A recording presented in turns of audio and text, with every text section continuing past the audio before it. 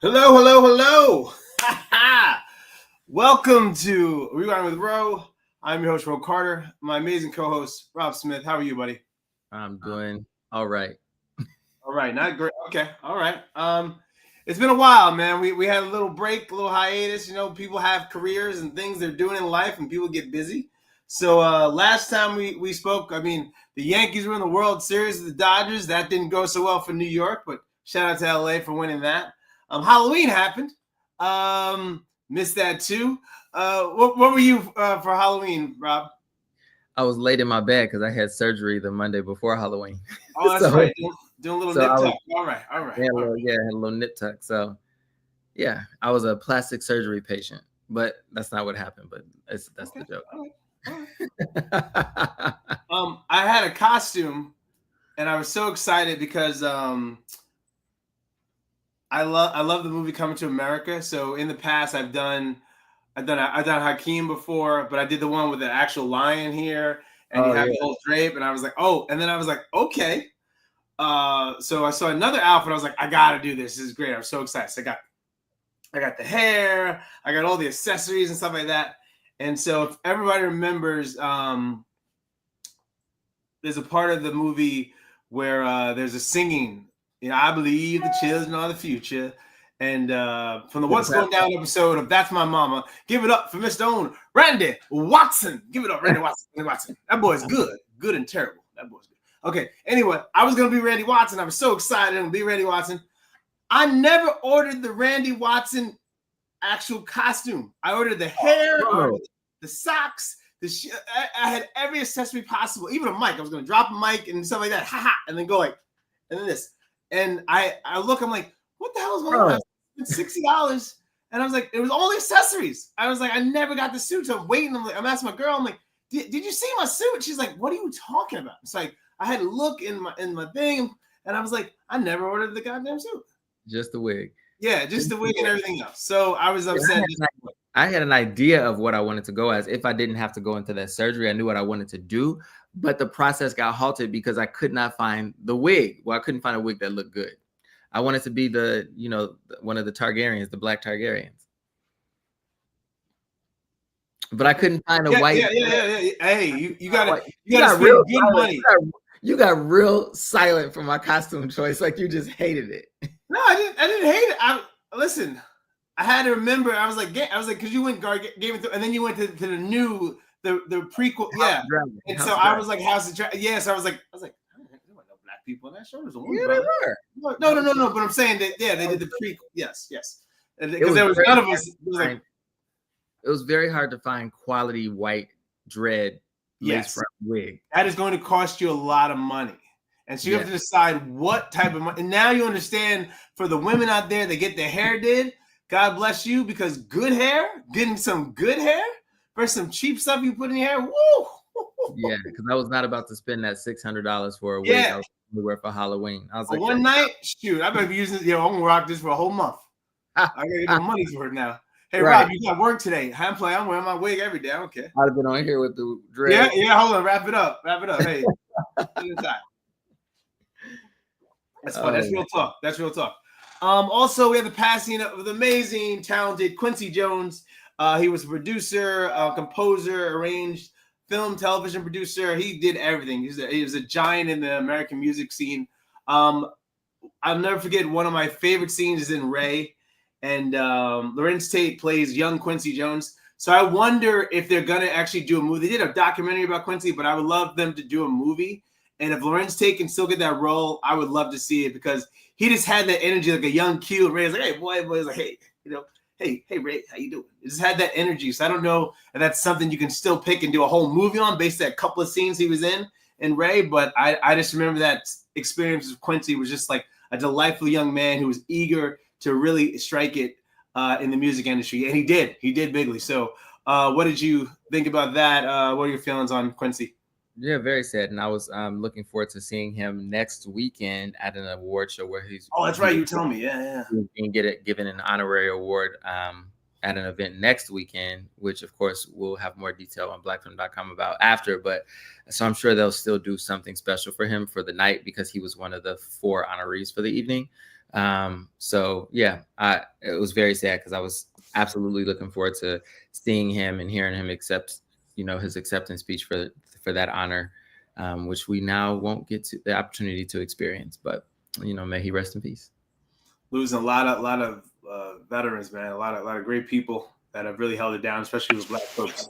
We are losing them left and right. So literally got to cherish those moments you have. So I'm telling people now, man, if you got someone doing a concert or a show and they over 70, go to the show. You better go see them. You better go see them. And last but not least, there was an election, ladies and gentlemen, that happened the other day. Woo! The America is feeling. There's two sides to America. There's one side of like, yes, I knew this was gonna happen. This is our day. And the other side is just so disappointment, disarray, and doesn't understand what's going on. Some people blame white women and Latinos. Other people just blame it as just people just doing stupid stuff. But we're gonna learn. We have a new president-elect coming.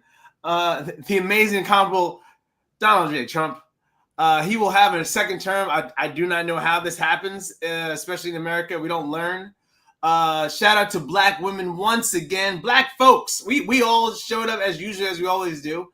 When people ask me, again, this is my opinion. This is not Black Film's opinion. This is my opinion. But when people always ask me, like, who's true Americans? I think we're reminded day after day what Black people do for America. There's a lot. White America says this, has the flags, and oh yeah, but I'm like, we hold this country down. Democracy, I would say, and I really, this is my own personal feeling. I feel it's because we weren't allowed to vote, right?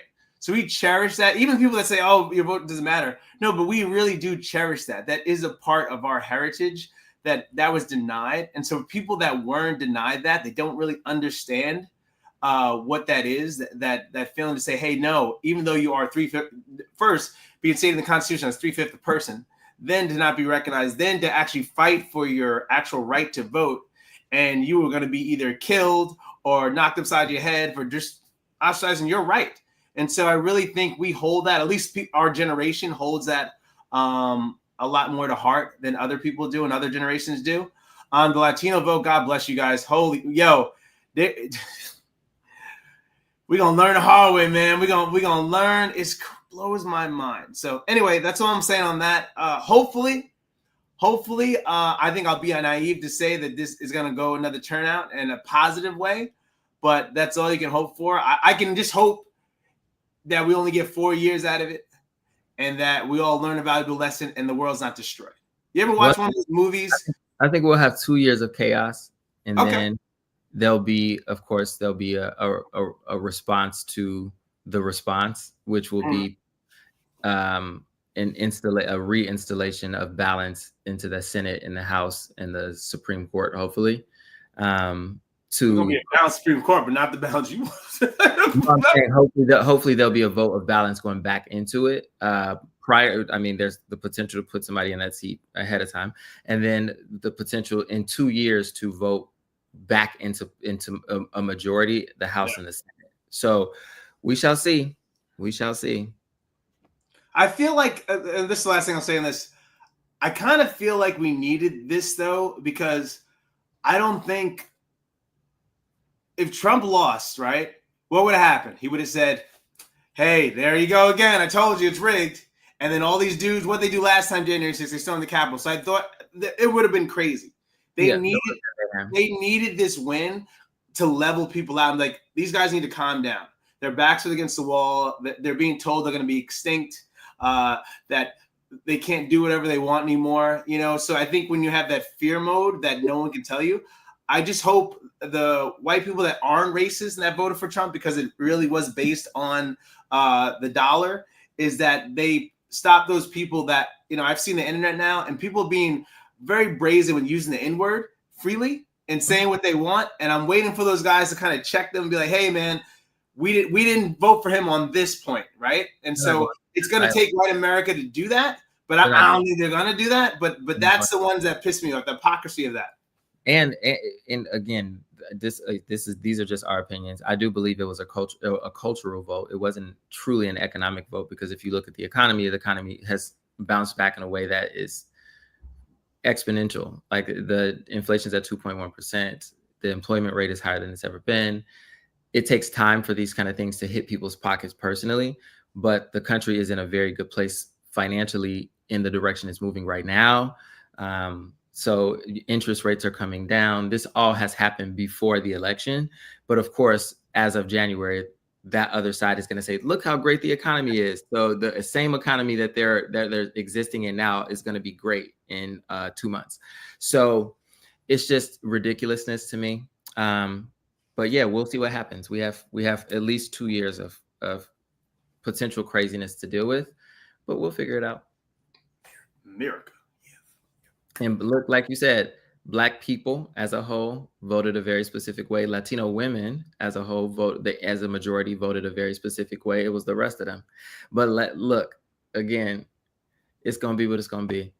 And I will say this too, that she got 12 million less votes than Joe Biden. So it was also a turnout problem. So there was It was. I mean, again, shout out to and decided to stay home.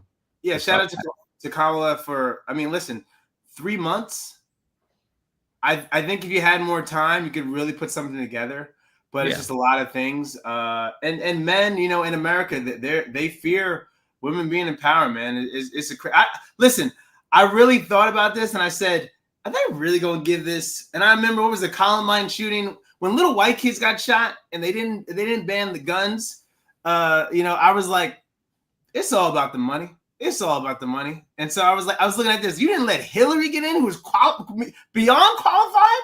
And now you ain't going to let a white woman, you ain't going to give it to a Black woman. That's what I'm saying. You ain't going to give it to her. You definitely ain't giving it to a Black woman. I don't care. Indian, Black, whatever. You ain't giving it to that. So, anyway, we digress. We're going to move on. We have an amazing show today. We're going to do the movie The Wild Robot, the animation. This movie's crazy, high energy and all that stuff. And Tyler Perry's new show on Netflix. It's called Beauty in Black on Netflix. Ooh, I like it when I say it like that. Beauty in Black. Yes. That'll be fun. And Rob can tell us about his experience for auditioning for that too. So it's going to be a good time, man. Let's have some fun and go from there. Rob, I'll let you pick the madness first. Did you want to go with The Wild Robot or did you want to go with the Beauty in Black? Let's go with Wild Robot first. Okay, we're going to go with The Wild Robot. Here we go. This is directed by Chris Sanders. It's in theaters now, Fandango, Apple TV. Ladies and gentlemen, this movie is very expensive. It's $30 if you want to go online and watch it. Is it worth $30? Is it worth $30? That's the question you can ask at the end. But I would definitely recommend seeing it in the theater. I've never seen it in theaters versus staying at home, $30. If you got kids, you got more than one kid, yes, I would say order it at home because you can sit there and watch it. I saw this movie in the movie theater. I saw this European family with 2 kids go to the movie theater. I was like, you should have just ordered and stayed at home. What were you doing? Yeah. You know how much money you just spent to watch it with your family? Your kids can watch it. And they had food, and the kid kept on getting up and leaving and getting up and leaving. I'm like, what are we doing? What are we doing? Yes, the economy's good, right? You can go to a movie theater like that, balling. Go see Taylor Swift and Beyonce 6 times, but go ahead. So The Wild Robot is about a robot named Roz, who is shipwrecked on a deserted island and must learn to adapt to its new surroundings. The robot is created to be helpful to humans in their day-to-day. Due to unfortunate circumstances, the robot is forced to learn how to adapt in its new inhabitants. This movie was crazy. The energy was all over the place. It's futuristic, but also in modern day. Because what I mean by futuristic, it's being a robot, right? But now it's stuck in the wilderness. And so when it's stuck there, it has to adapt. So that was really cool to see it kind of learn like how all of nature around it actually learns how to exist in these inhabitants. And so you have animals that are going to be predators and animals that are just chilling, just living their day to day. But this is the monster, I should say, on the screen. It's like Frankenstein's, like the outside looking in. And so this robot's task is just to help, but when stuck like, hey, I don't know how to help people here, winds up creating more of a mess than anything. I won't give away the main thing that happens, but it leads up to Roz becoming a parent. And in becoming a parent, she has to learn how to like just everything she's programmed to do. That doesn't work in this world because as a parent, you know, things just happen on the fly and have to learn to adapt. So her program kind of breaks a little bit, but it opens up to a new light. And we kind of learn through that adaptation of that. She's learned to raise a young duckling. and the goal is to get this duck to fly and to be able to fly south, because in the winter it gets so bad that the duck won't survive. So you really get to see this, and then how the duck becomes this amazing new being as well. Kind of like a kid, you know, you put them out there. Hopefully they can walk on their own. And when they do, you're like, yes, that's my baby. That's my baby. So I really love the moral of the story. It had, it almost got me. It almost got me, Rob. I was almost here. I was like, ooh, you're not going to get me today. It's almost close. But I love the special effects. It was, I mean, what it reminded me of? What's the big animation? The big animation. I'm saying movie, but the company that does all the big. Not DreamWorks. DreamWorks. It reminded me of like a DreamWorks film because there was so much. You could see the money on the screen. I was like, damn, this is expensive. The cast is amazing. What's her name? I can never pronounce her name right. Lupita Nyong'o. Yes, Lupita is in this. She plays Roz. She knocks it out the park. It's amazing. I watched her in an interview with Trevor Noah, and it was crazy. She was like, she went to school in London, so she had to learn to break down her dialect and to speak like in a white tone voice. And it's crazy. You don't believe it's her when you see it behind the scenes. So that was really cool to see the levels of acting she is, and also really tears the heart about humanity and who, especially after this election, you want to watch this movie. But really learning about, you know, what's our goal in life? You know, what are we supposed to do? Like just live? Are we here to help people? You know, the machine being like the bigger picture, right? Of like, hey, we're just here to help, and not understanding what help means, right? Are we really helping you? Or are we enabling you to really see who you truly are? So there are so many hidden messages throughout this movie that I really, really loved. What did you think about going into this? Did you know anything about the film going in, or, you know, what was your view on it?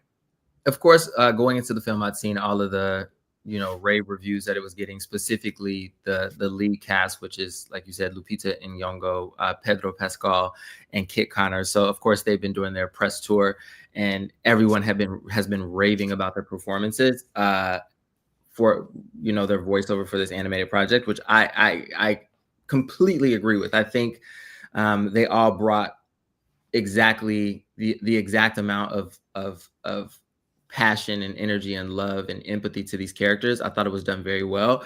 Like you said, the writing, I think, was phenomenal. They did a great job. It did go, the opening goes on for quite a long time, in my opinion. That could have been cut down a little bit. The discovery of Roz's character trying to navigate this new planet or this new existence that she's been dropped into.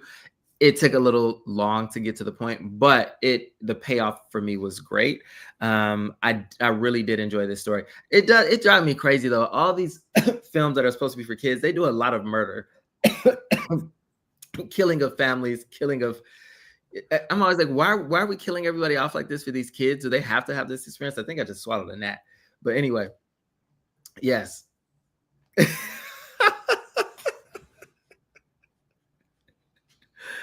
I feel like Roz when she got dropped into that planet. Go ahead. All right. Well, I think that's to really suck you in, right? And we learned that a long time ago when they killed Lassie and they killed Bambi's mama, that if you do that, now everybody's sucked in. And now the parents are like, well, now I have to protect my kids even more. So they hug them a little more tighter. And then you remember that moment that you had with your parents or your significant other or the people that care for you. And you're like, oh, okay, this bonding moment is right here. Yeah,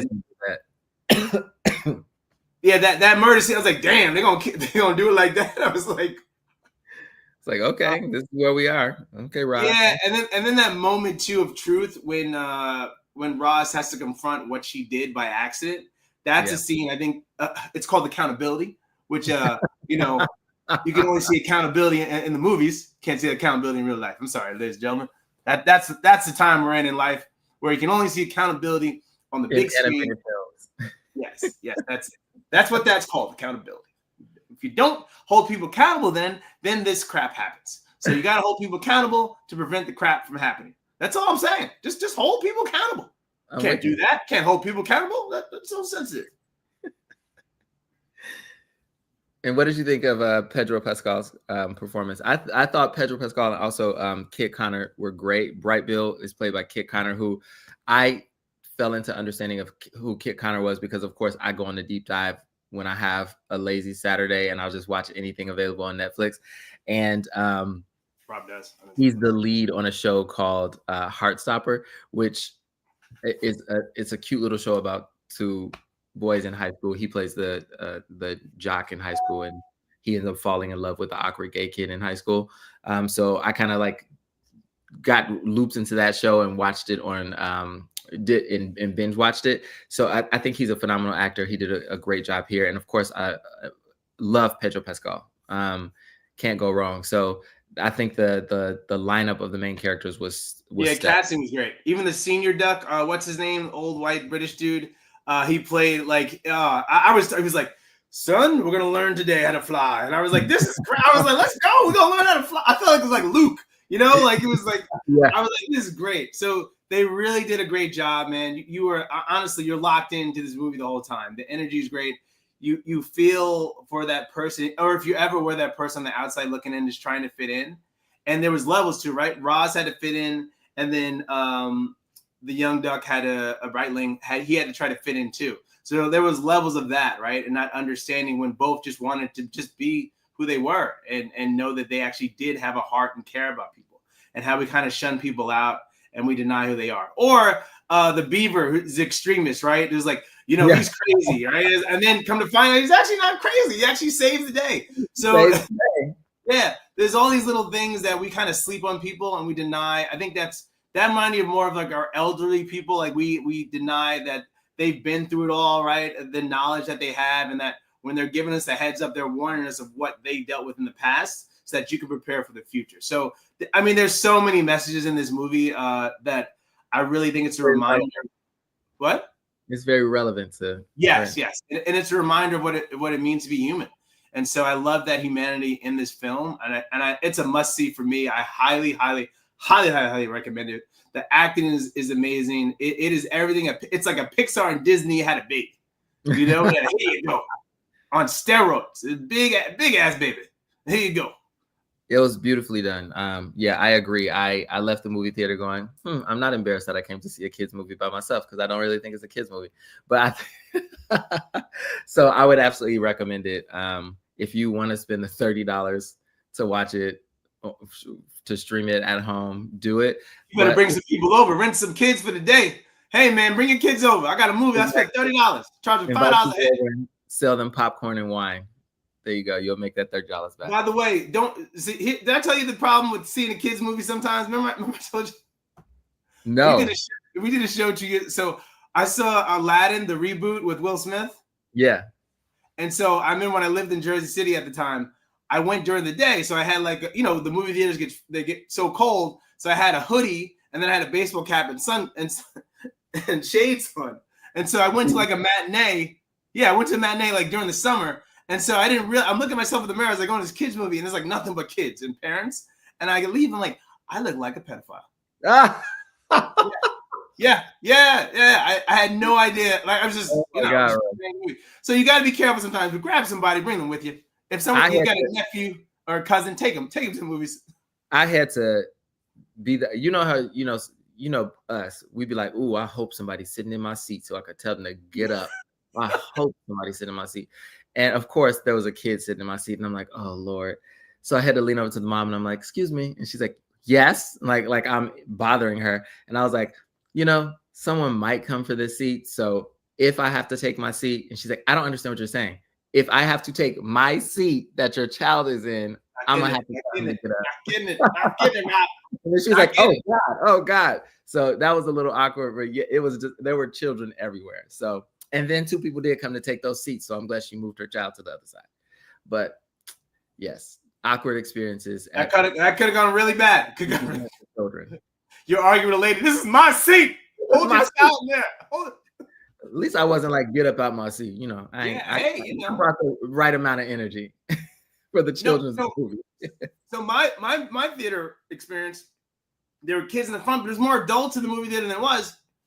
And so people took my spot, and I ordered a pizza to the thing. So there was no way I was getting through in the corner. You know when someone takes over your area, right? Yeah. So it was a couple on a date, another couple on a date, and my seats were in between them. My one seat. Sometimes, I'm just gonna order 2 seats now. It's free. I'm gonna pay for one, and then I get leave me alone, right? I might just do it because I got the movie pass, right? So I get the movie free. But to have the other seat when it's packed and just leave me alone, it sometimes be worth it. It's like, that's my seat. Bye. But they put their jackets in my stuff. So at that point, I can't be like, move your stuff because now it's awkward. I'm by myself and there's couples. Like, really, move this guy. stuff. It just gets awkward sometimes. This is not a coat rack. Move your coats. Put them in your lap. Put them under your seat so they can get candy and pop on. You ain't in Florida. They can conceal and carry down here. I don't mess people in Florida. I don't mess people in Florida. Florida people. All right. Anyway, Rob, what do you get the movie? Oh, what are we doing? What do you mean? What do you mean? What do I do? 10 out of 10. 10 out of 10. Okay, there. He's back, ladies and gentlemen. 10 out of 10. Something today has to get a 10 out of 10. So, wow. All right. Letting you know. Rob's letting you know. 10 out of 10. All right. All right, moving right along. The new show on Netflix, I think it's like number 3 or 4 on top 10, maybe 5 on Netflix right now. Tyler Perry's new show. It's a 2-part series. There's 8 episodes in this. We're not doing all 8 episodes, ladies and gentlemen. We're just going to do the first episode. So we're just giving you a little taste of it, see if you want to come back for more. Which I will tell you, though, regardless of what we review here, I actually did want to watch the second episode. It's addicting. I'll say that. Yes, see, there you go. Now, again, crack isn't good for you, but somehow you want some more. I'm just saying that. That's all I'll say. I had the pleasure of interviewing Tyler Perry a couple of years ago. That was the most embarrassing interview of my life. Why? I'm in Chicago, and I'm with my girlfriend, and we're in the big hotel room, so I'm doing the interview. And you know how you wait in these rooms for interviews, and they keep pushing you back, which sometimes if you ever want to get in this kind of industry, that is the most annoyingest thing is like when you're set up to do an interview and they keep pushing you back. So now the excitement that you've had to interview this person is gone. Now you're angry because now you've been waiting 2-3 hours and now you're just like, what the hell is going on? So anyway, I'm in the middle point of like being frustrated now. I'm like, come on, guys. I've been sitting in the room all day. All of a sudden he pops up on the screen. They didn't give me a heads up like 3, 2, 1. Boom, here he goes. Like, I'm literally like this. I have the interview. See me go, hey, what's up, man? And as I'm trying to discuss the film and say hello to him, the hotel room, the phone rings. My girlfriend is in the bed. She's just watching a movie in the bed with her headphones on, so she can't hear me. So I'm literally like, hey. And she can't, I'm like, what are you doing? I'm on the interview. And he's like, is that housekeeping? I was like, that room's a mess, isn't it? I was like, no, Tyler, the room is not a mess, man. Well, you crazy. Stop. You funny. So I was embarrassed. He made a joke, but he was a good guy at the end of the day. So and that movie was a great movie that I liked. It's actually funny. He didn't even care. He like brushed it off. I remember seeing that interview. It was good. Yeah. This Rob edits everything. He don't remember. Man. Like, oh yeah, that's right. I remember now. Yeah. Anyway, so this is his new show and series on Netflix. So I went into this not knowing what I was going into.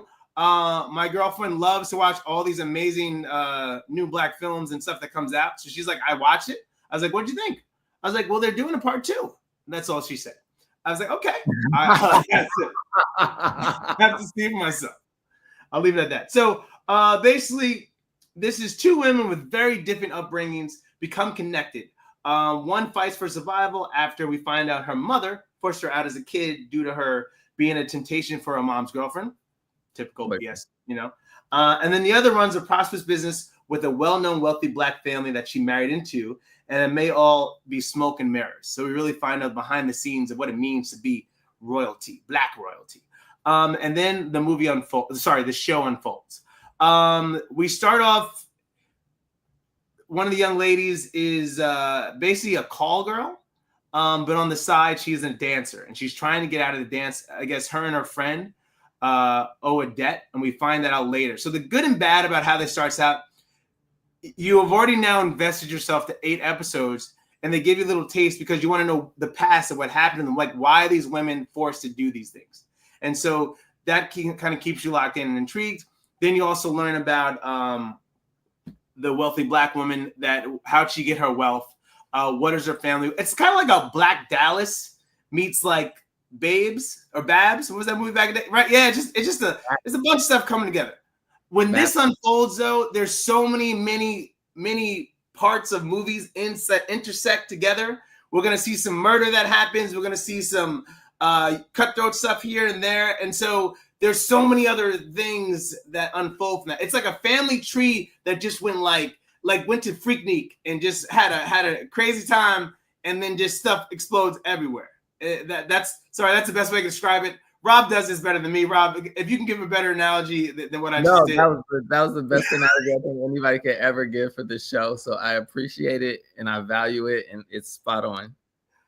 Shout out to the young actresses though. Crystal Stewart, who plays Mallory, Julia Horton, who played Roy. I believe Rob was auditioning for that same part. Be interesting to see Rob's audition tape on that, because that brother was angry. And then Taylor Polidor, who plays Kimmy, the main, the stripper, one of the strippers. So she's kind of going through that. She goes into a scholarship, trying to get out of this kind of situations that she's in. So she's always being hopeful. And then you see her friend who's just trying to escape there as well and tries to get a new BBL. And then you see the trials and tribulations of getting BBL by somebody you just met. That's not the way to do that. And Amber Rain Smith, who plays Kimmy's friend. So shout out to the young. And what? the nurse was played by T.S. Madison. Yes. T.S. Madison came in there. That was a freaky scene. Yeah. Again, this show is all over the place. People reached out to me when I posted about it. They're like, what'd you think? And then some people said, should I give it another try? And then some people said, I really liked it. And I was just like, okay, we're going to talk about it on the show, so tune in. Okay. So going into this, I didn't know what to expect. A lot of people hate on Tyler sometimes. And it's like, hey, listen, the brother gives people jobs. At the end of the day, he gives people jobs. You're not going to like all his work, but I at least went in here giving it a chance. There's things I did like about it that was intriguing, because it reminded me of the system that young Black men and women are in. We call it that ghetto life, and just trying to find a way out. So I kind of love the inspiration of that young girl. Some of the lines were awful. Rob will quote some of those lines soon when he goes. But the act, I don't know if it was just like they're like, hey, just go for it, ad lib to it, or if that's actually written in the And anyway, there's a lot of things going on. So my point is, though, I really like the storyline of a success story for them seeing another Black woman being successful and wanting to emulate that, or at least find a way out. And so there's hope there. And I think we always have to be reminded that, we only see one thing on TV. So for the Kamalas out there, we don't know about the other girls that are just like, hey, man, I can never aspire to that, right? Because I was raised like this. I was never given a chance. And so I kind of love to see those shows and movies again that put a spotlight on our Black sisters that have been going through a struggle and just trying to find a way out and never had a support system to get a chance. And so I love that I was reminded about that. And then there was the smoke and mirror about the people that have made it to, like the Oprahs. I'm not saying Oprah is that, but like this was like kind of like an Oprah figure. And to find out like it was all smoke and mirrors and seeing what her life is really like just to survive. And so is it always greener on the other side? So you're kind of learning that balance. Like, who has it worse, right?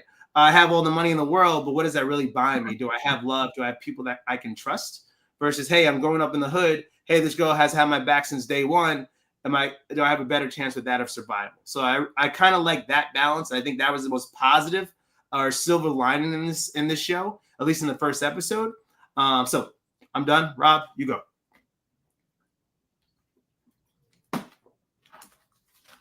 Okay, Rob. Well, you can go any second. Okay.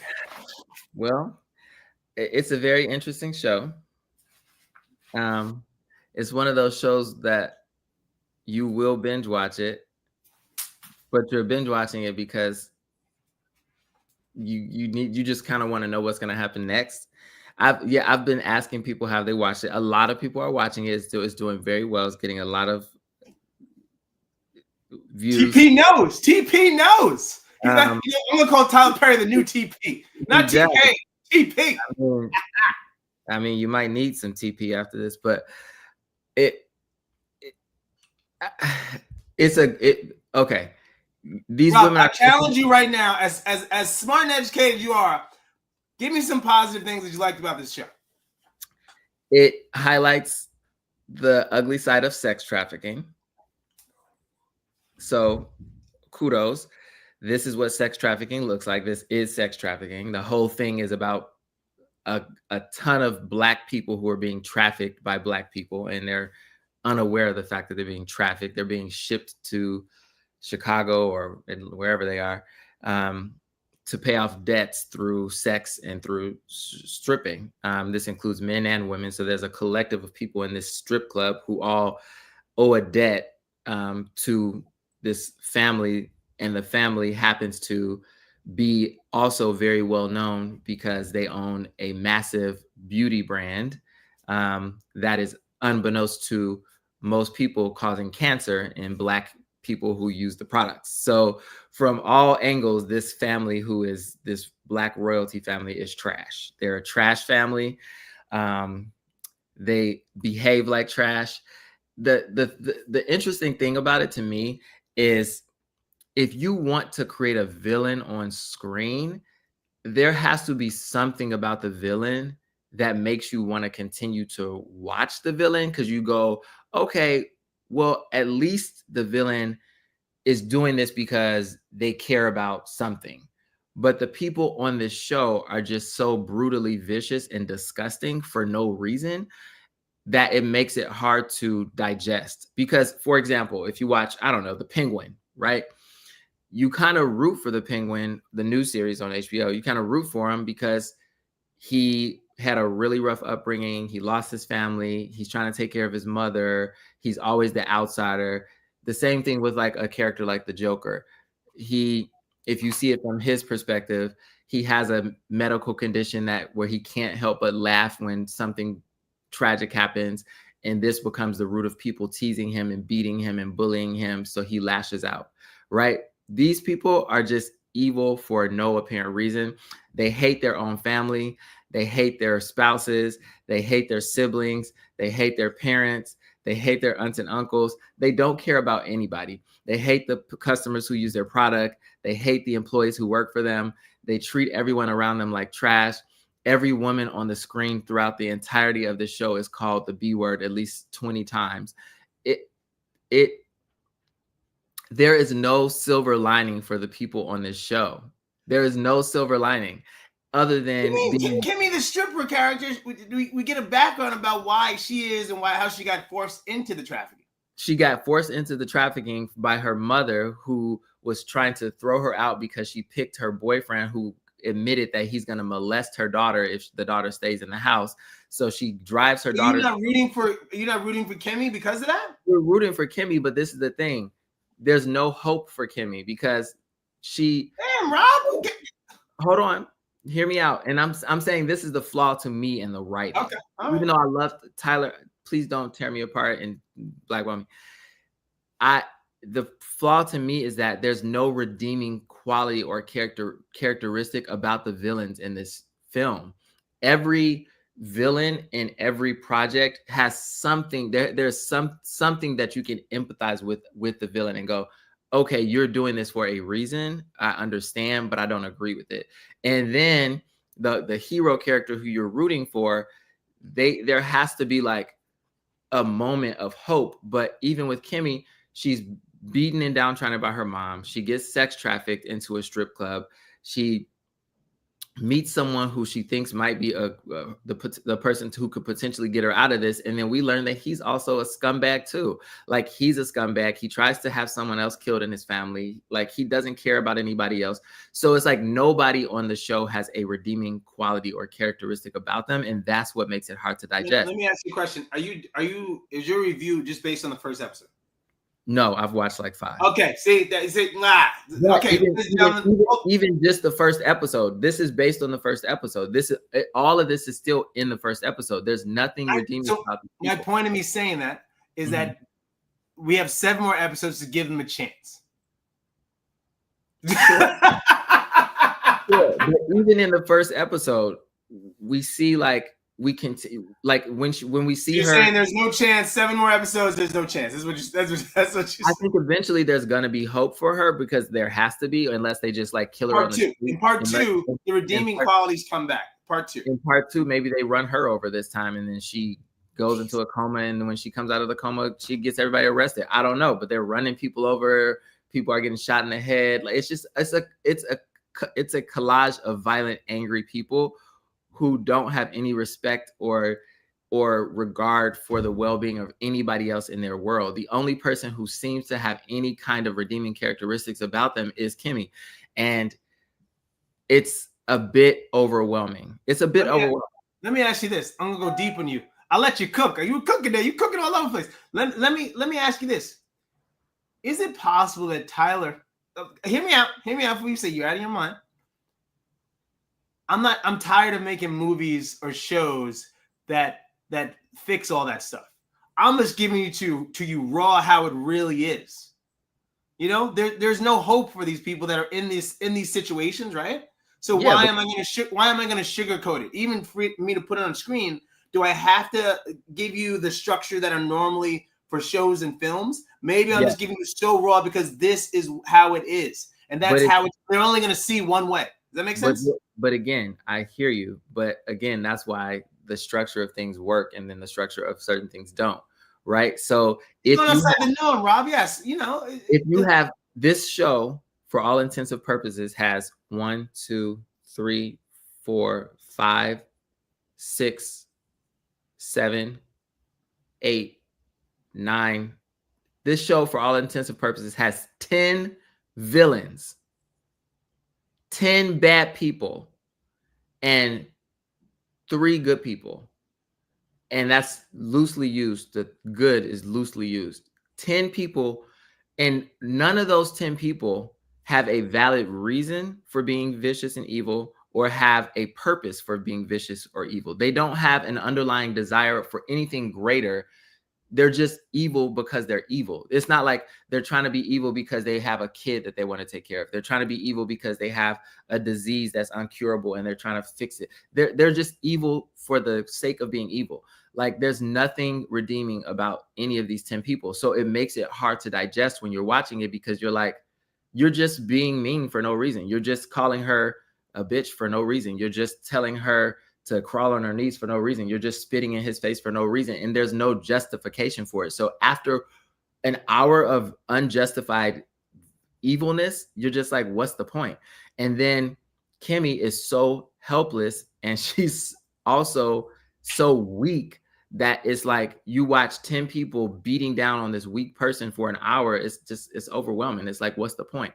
And can we find another word to call them other than B? Like every single woman in that show is called a B like 15 times. It's like, oh, it's a little bit much. It's a little simple. All right. That's Rob's view on the show.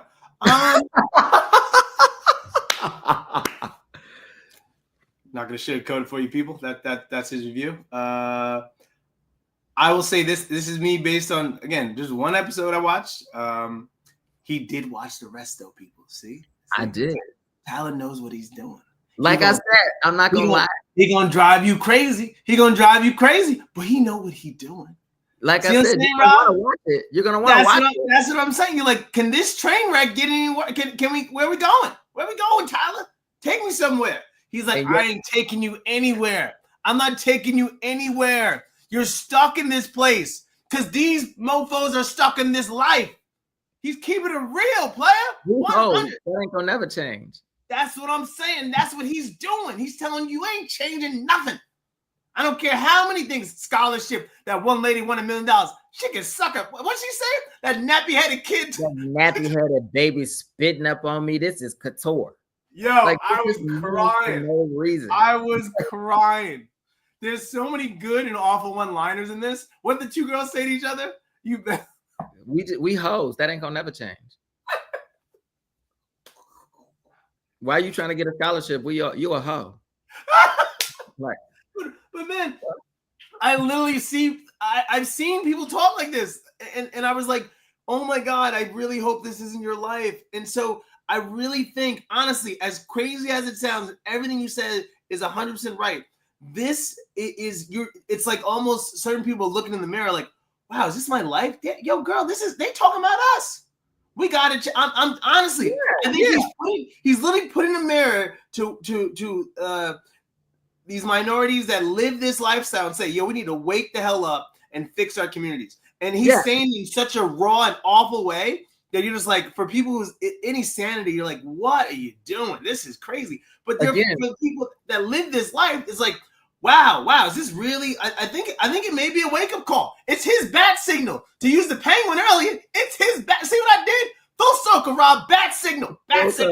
Full circle. See, again, my issue is not with the type of characters that are being depicted, because I know people exist who are sex trafficked. People exist who work in strip clubs. Some people love it. Some people don't want to be there. Some people are using it as a springboard to get them into a better life. I will never judge. I don't judge sex workers. I don't judge people who have to make decisions to take care of themselves with their family. The issue I take with this is that the people who are the writing of the characters that are villains, and there's overwhelmingly more villains on this show than anything else, there is nothing redeeming about them that makes you go, why doesn't somebody just run them over? Like, there's nothing about that character that makes you want that character to make it to the next episode, because they're all just so awful. There's nothing about them that is endearing at all. And you have no empathy or concern for these people who are villains. And again, if you write a villain character, they cannot be so much of a villain and so disgusting unless they're a masked murderer who you never see or never interact with, like Jason or whatever, or just some made up fictional character. But these are real people walking in real skin and interacting with real people, and they have no redeeming quality or characteristic about them. It's not a wild rabid dog in a junkyard. But is it real? But is it real? You see? No, you weren't ready for that one. That's what I'm saying. Is it real? It's not real. It's fictional. That's what I'm saying. But so Casey, Freddy, they're all on the screen, baby, at one time. No, but Predator, they're like, yo, move over, player. I need more room for my scene. That's what we do. Then they should all just put a hockey mask on and carry a machete into the beauty. But that's what they're doing. But their hockey mask comes in different shades, player. No. I think you dropped the mic, Rob, but you didn't. I should have got it. You got to order that mic for your costume. I did. Right. Yes. This is all sponsored by Tyler Perry, by the way. Thank you. I was paid by him to just find any positive thing in this film, in this show. And I love Tyler Perry. I want to say, make there's it clear. 8 episodes. So you find out your truth, and maybe you are looking in the mirror, or maybe you're not, or maybe this is some fictitious lifestyle that you hope to never, a world you hope to never ever make a wrong turn into, because you ain't getting out. You ain't ever getting out. Anyway, I will say this too. Ooh. On a brighter note, I think there is one breakout person on this show who I think his acting is phenomenal. He doesn't have a long resume, but I think his performance is very dropped in, is very real, is very authentic. And his performance to me was the most authentic of everyone else. And his name is Xavier Smalls. And I think he did such a phenomenal job. So I want to throw that out there and say something positive. Again, I love Tyler Perry. He employs a lot of Black people. He makes great film, but I don't love every single thing. This is one of them. You gotta love it, Rob. But I did binge watch it, Rob. That's it. You gotta talk about it and watch it, Rob. That's it. He gonna go to #1 this weekend, Rob. #1. Who? Tyler Perry. That show. Watch. You watch. Oh, it probably will. I ain't doing nothing. What you doing this weekend? That's what I'm doing. I got 8 episodes, girl. You on #4? Yes. Catch up. And I love T.S. Madison too. T.S. Madison doing her thing. All right. That's it. what it is, man. Sometimes sometimes it just we give it to you raw like Wu-Tang back in the day. Pause. Anyway, this has been Real with Bro. I'm your host, Ro Carter. My co-host, Rob Smith. We got some good movies. The violin.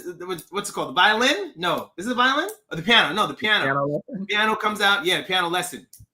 Come on, Rob. I just woke up, people. I just woke up. So the Piano Lesson's end of the month. We're gonna do that show that comes on the 22nd. We'll probably do that for the last Thanksgiving. We can do it Tuesday, maybe before Thanksgiving week, because I go to New York Wednesday. So Tuesday, the 26th. Yeah, 26th. So let's do that. And we got 2 other weeks. We'll come with something fun. But anyway, thank you for tuning in. That was a good show. We had fun. I mean, it went for an hour. Rob is never gonna work again. Anyway. No, don't say that. Listen, it's all good. It's all good. The casting director is Raven Drummer.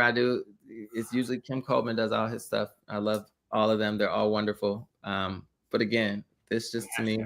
Gonna hashtag. I didn't like the character break. I didn't like the characters in this show. Too angry. Some brothers were too angry. Like they had to get rent paid. I was like, man, why are you so angry? They're just angry, nasty, disgusting people, and it's hard to watch that much vitriol. It's hard to watch that. You're gonna be the husband. What did it say how to play? Like, what did it say how to play the person? Like, in characters, when you read the script, it says this person is this. Like, what did it say it was? It didn't give. Well, I'm sure it did give a character breakdown. It was so long ago when I auditioned for. I did audition for the character of Roy. It was a while back. But there was a lot of cocaine use in the scenes that were provided. The scenes as written for the audition. Tell that brother never did cocaine, because when you do cocaine, you ain't acting like that. Come on, man. The scenes as written for the audition were pretty much spot on. I'm not saying I've done cocaine. I'm just saying when you do, I've seen people that do cocaine. When they do the cocaine, they ain't like that. They did film the scenes pretty much stay the same from the audition to the actual project. So yeah, I mean, it depends where you get your cocaine from, like what time of the year it is too. Maybe it's the Miami cocaine, Rod. Yeah, that pure stuff, that cocaine. That's a whole different vibe. The people don't know that. You know what I'm saying? And then you talk a lot too. It's not like you're angry. You're just like, ooh, yeah.